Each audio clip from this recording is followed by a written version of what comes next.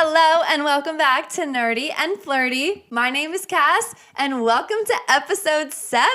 Woohoo! I cannot believe it's already been 7 weeks since we started the podcast. I am loving it. It is so fun. I have so many episode ideas for the upcoming weeks that I'm just excited to put out and put together. If you are listening on the day that this comes out, it's December 1st, which I also cannot believe that it's already December. But it is a new month, which means another monthly reset routine. If you haven't done so already, go listen to episode 2 where I talk all about my monthly reset routine.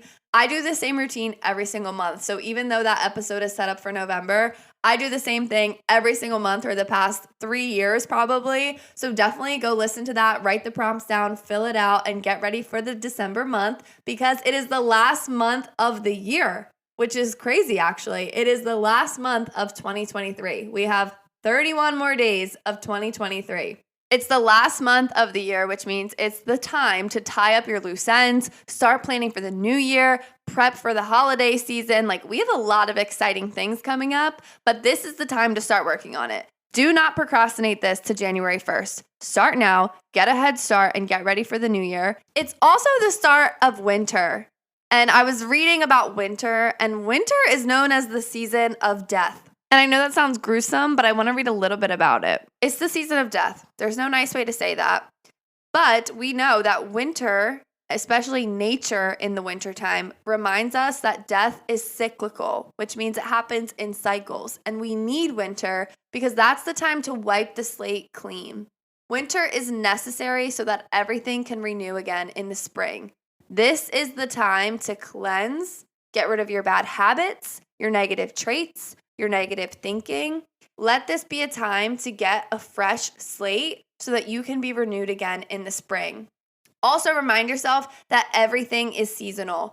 Nothing lasts forever, both good and bad. So if you are in a dark season right now, just know that it's not going to last forever. The light is coming, the spring is coming, but we need the dark times, the low times, the cold times, the winter times to remind us that we can be renewed again and reborn again. This concept actually ties directly into what we're going to talk about today because today we are talking about self-care.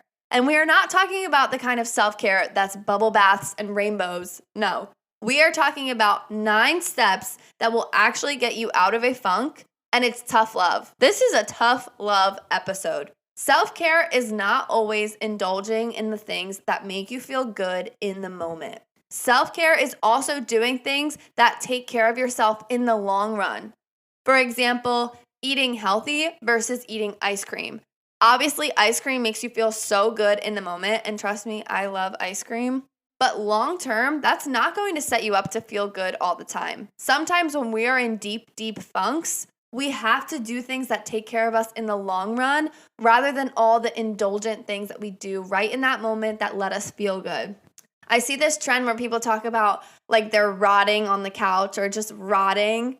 And while that feels really good in the moment, you always feel worse after. It is always so much harder to get out of that once you're in it. And sometimes taking a shower or doing something that feels a little bit hard feels so much better and gets you out of the funk better than that self-indulgent thing. I love the typical things that we think of when we think of self-care. I love the products and buying something and sitting on the couch and watching movies and doing all those things that feel really good. But from my experience, those things are not what get me out of the funk. Those are the things that honestly kind of keep me there. Sorry to say this, but in today's episode, I'm giving you the tough love version. I'm not going to tell you to put eye patches on and a face mask and order Chinese food. I'm going to tell you the things that are maybe a little bit hard to do sometimes, but actually get you out of a funk. In no way, shape, or form am I saying that these things are easy when you're in a funk. These take some willpower. Maybe for you, some of them are easy, but I know in my experience, a lot of these things take willpower when I'm really in that deep funk, that low mood. But 9.99999 times out of 10, these things make me feel better. Obviously, adapt this step-by-step guide into something that works for you. Not all of this will resonate with you. Pick and choose what works for you. Pick and choose what you think is going to make an impact in your routine, but also be real with yourself and take an honest look at what things do you normally skip when you are in that low funk. What things are you letting slide? What things aren't you doing that you normally do? Those are probably the things that you're going to need to get that willpower and get back into. Okay, so let's go through it. So the first part of my step-by-step self-care routine is brain dumping. Grab your journal and write out all of your thoughts. The messier, the better for this. This is not supposed to be glamorous. This is not the time to grab the beautiful journal with calligraphy handwriting and make it beautiful. No, if you are someone that's OCD and you want to write things really neatly, grab a random piece of paper, scribble, draw pictures, draw arrows, cross things out, write them again. Write so hard a hole goes into the paper. Light it on fire after if you want. Whatever is in your head, you need to write it out. Don't censor what you're thinking. Don't censor what you're feeling. Don't feel embarrassed about what you're writing. Write out every single thing in your head and give yourself like a good 10 minutes to do this. Even if you're writing, I don't even know why I'm feeling low or mad. Keep writing until you get a little bit deeper. You have to give yourself time to figure out how you're even feeling before you can get out of it. Every time I do this, I realize and uncover things that I didn't even notice were bothering me, but were in the back of my head. I love writing out all the things that are kind of like just weighing on me, whether it's tasks, chores, things at work, things that I want to do, things I haven't done, things I'm procrastinating. Every single thing, I write it out. I draw arrows to it. There's no rhyme or reason. I just write every single thing out, and I start to realize like, oh my God, I didn't even realize that the pressure of this was weighing on me, or the pressure of this was weighing on me. You start to get a better idea of how you're feeling. And there's something so relieving about writing it out. And now it's on paper. It's like you don't even have to like deal with it anymore because at least you wrote it out. So step number 1 is brain dumping. Step number 2 is groceries. And you're probably like, what? What does this have to do with anything? Get your groceries. I know a lot of people say that self-care is getting takeout and enjoying yourself. And listen, I am all about enjoying takeout, indulging sometimes. But when you're in a funk, my unpopular opinion is that this is one of the worst things to do. If it's here and there, whatever. If you're truly low though, it's important to get back into the routines that you're used to doing. Even something as little as getting your groceries. For me, this is one that I always put off when I'm feeling low, and I procrastinate getting my groceries. I procrastinate setting myself up for the week or for the next few days. So in order to kind of counteract this, I give myself permission to order my groceries online and have them delivered. And you're probably like, oh, but that costs extra money. And listen, I hear you. Money's tight, right? But the extra Instacart fee for me is cheaper than ordering takeout days and days and days on end. I would rather get groceries, set myself up for the next few days, the next week, whatever, spend an extra little fee versus ordering takeout every single day, stopping at the fast food place every single day, and also just feeling horrible. There's only so much unhealthy takeout food you can eat before it starts to make you feel horrible. And maybe the food itself makes you feel a little bit horrible, but I know for me, just the simple fact that I'm eating out and not getting my groceries and not making things for myself also makes me feel horrible. When we're in funks, the first things to go are usually the routines that keep us out of the funks in the first place. So it's important to get back into the routine that you used to do before you had the low energy. And I know it's hard, but do little things like the Instacart trick or something that makes it a little bit easier to get back into your routine. And when I order groceries when I'm in a funk, I am not ordering all these random ingredients that I have to piece together to make meals. I'm picking out foods that I enjoy, that are nutritious, but that require very low prep to making my meals, because making crazy recipes is not going to be the top of mind when I'm in a funk. So pick out things that are easy to put together. Don't make it harder on yourself, but definitely get your groceries, because that's one little win that you already have on your belt. Okay, now the next one is unplug. Turn off your social media. Delete the apps, turn your phone off, whatever you have to do to get out of your social media scrolling. It is so easy to scroll and scroll and scroll and scroll, especially when you're in a bad mood. I mean, they do say misery loves company for a reason. I told you this would be tough love, but it's so true. You are adding to your misery by finding it on social media. You are who you hang with, both in person and online. And if you're constantly hanging out online with people that are so negative and you're seeing negative things online all the time, you will without a doubt feel negative as well. I also find for me that this is true with music. When I'm in a phase of listening to really sad, heartbreak, everyone sucks music, I can't help but feel low too. So take an honest look at the music you're listening to and see if that's having an effect on your mood, or at least just give it a break when you already are feeling low. Going along with this, take a break from all the self-help stuff that you're reading, listening to, seeing everywhere. When you're in a funk, it's important to reduce the podcasts you listen to, the self-help books you're reading. I know this sounds counterintuitive, but I'm here to tell you that you do not have to be producing and achieving all the time. Sometimes I go through phases where I'm listening to too much self-help stuff and I end up feeling worse. It's a good thing to want to improve yourself. It's a good thing to want to level up, but there is a fine line between wanting to grow and making yourself not feel good enough day after day after day. Take a little break from self-help. Do something that you truly enjoy that's just for fun. Instead of reading a self-help book, read a fiction book instead. Instead of watching a podcast about something, watch mindless reality TV for a little bit. Allow yourself to relax and enjoy rather than focusing on producing. I know that this is a big thing for me that I have to remind myself about because I love self-help, I love productivity, I love improving myself, but you do have to give it a break sometimes when you start to realize that it's weighing a toll on your mood and your self-worth. The fourth step to getting out of a funk, in my opinion, is cleaning and tidying your space.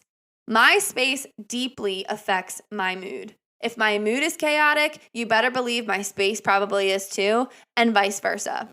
So take a little bit of time to clean your space, tidy around, remove some clutter, throw some things out. When you're in a funk, you might not be scrubbing the baseboards, you might not be going above and beyond, although sometimes I find deep cleaning is very therapeutic.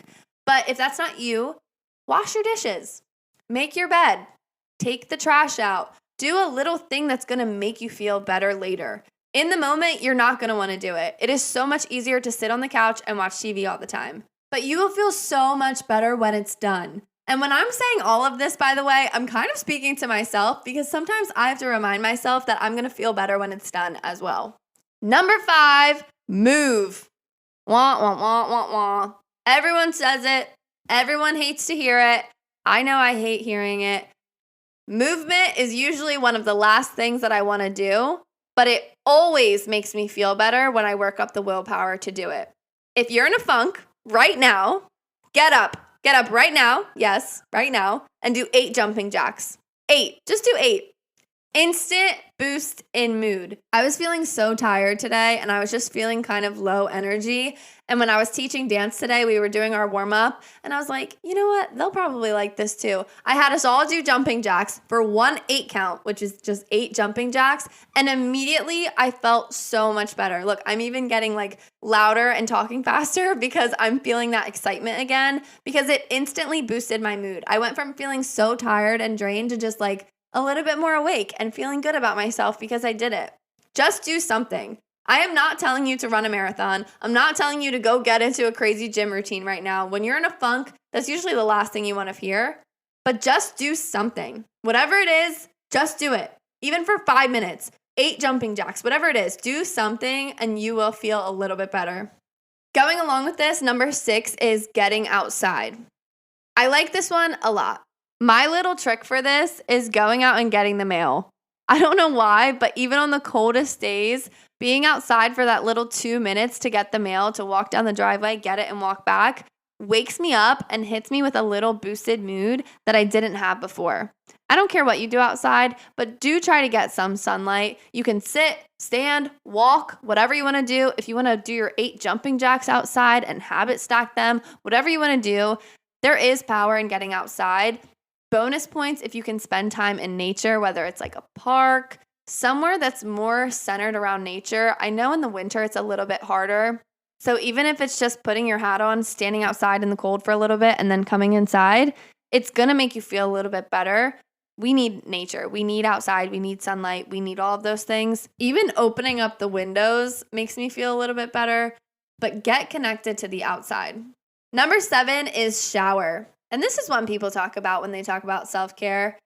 Take an everything shower. Put lotion on after. Even if it's not hair washing day, who cares? Wash your hair again, clean your entire body. There is nothing like a full body cleanse when you are in a funk. Especially if physical touch is your love language, give it to yourself. Wash your body, shave your legs, apply lotion all over your body. It's so nice to feel clean, number one, and also like the act of putting lotion on yourself is nurturing. It's caring. It makes you feel like you're taking care of yourself. This one I love, especially at the end of doing all of these things, like after I cleaned, after I did 8 jumping jacks, whatever it is. This one makes me feel like I'm closing the day and getting closure on how I was feeling. Number 8 is socialize. And this is the one that I struggle with a little bit because when I'm in a funk, I usually don't want to talk to anybody. But I recommend texting someone that you love, that you know supports you. You don't have to make plans. You don't have to tell them you're having a hard time. You don't have to say anything or do anything. You don't even have to call them. Just send a text and say, hi, hope you're having a good day, something nice, something that reminds you of them, just to remind you that you're not alone. I can always tell when it's been a little bit since I've socialized with my friends and I start to feel a little bit lonely. I start to feel just a little bit low in my mood. But reaching out and reminding yourself that you have people in your circle always makes you feel a little bit better. I love this one. Even if you just send a text, they reply, you read it, and you don't say anything else, something about being reminded that you have someone in your corner reminds you that this isn't going to last forever. And then number 9, I love, and that is make a plan for the future. This is my favorite one because it's so easy to think that you are going to feel like this forever, and you won't. It always passes. Think about when you've gone through a hard time. It didn't last forever. You weren't in that forever. And you look back and you're like, wow, that actually went by so much faster than I thought. But in the moment, it feels so hard and so long. My tip for this is to make a plan that you're excited about. It doesn't have to be a cruise or a European vacation or something like that. I mean, of course, that would be nice. But when I say future, I mean like later in the week. Like, let's say today's Friday, you're feeling a little bit low, you anticipate you're going to have a low weekend. I wouldn't recommend making a plan like for the weekend. I would say maybe Monday, Tuesday, Wednesday, figure out a plan that you're excited about, whether it's signing up for a yoga class, signing up for pottery, planning to see a friend you haven't seen in a while. I like to do this because it's not committing me to like right now I have to go socialize or right now I have to go do something when I'm feeling really low. But it does push me to be like, okay, I have plans coming up. I can sit here and feel sad and feel however I need to feel depending on what's going on.